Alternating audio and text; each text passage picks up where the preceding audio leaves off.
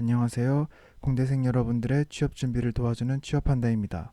지난 시간에는 건설사의 직무 중에 설계 직무에 대해 살펴보았고요.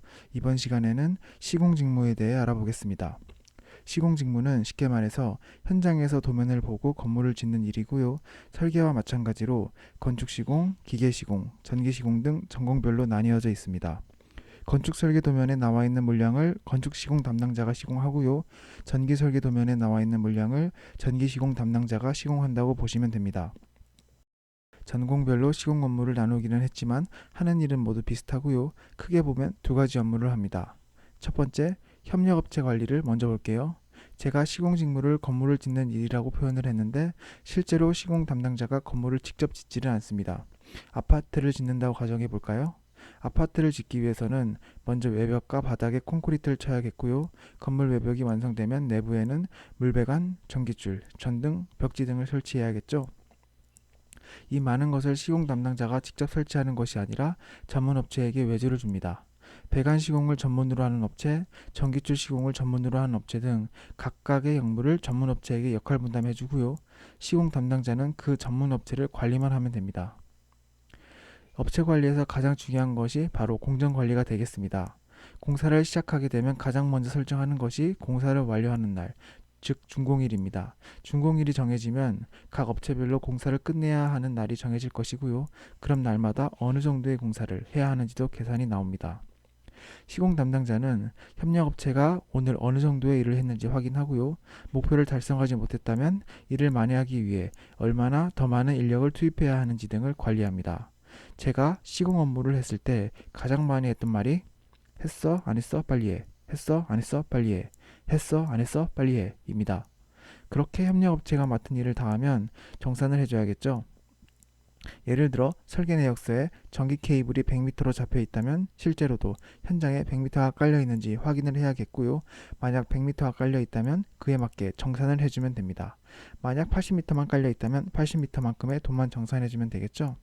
한 단계 더 나아가서 회사 돈을 횡령할 수 있는 방법도 알려드리겠습니다. 여러분이 삼성물산 시공 담당자라고 가정해 볼게요. 설계 내역서에서는 케이블이 100m 잡혀 있는데 실제 현장에서 확인을 해보니 케이블이 80m만 깔려 있었고 그때 80m만으로도 건물이 준공이 되고 재기 등을 한다고 가정해 볼게요. 이때 여러분이 시공업체 사장에게 제안합니다. 케이블 물량 100m만큼의 돈을 줄 테니까 20m만큼의 돈은 사적으로 나눠 갖자고요. 그럼 케이블 20m만큼의 회사 돈을 시공 담당자와 업체 사장이 나눠 갖게 됩니다. 실제로 현장에는 케이블이 몇만 미터 깔려 있고 케이블 위에도 배관과 같은 수많은 자재가 있기 때문에 담당자가 아니라면 현장에 얼마만큼의 물량이 설치되어 있는지 확인하기 어렵습니다. 이런 허점을 이용하면 되겠고요.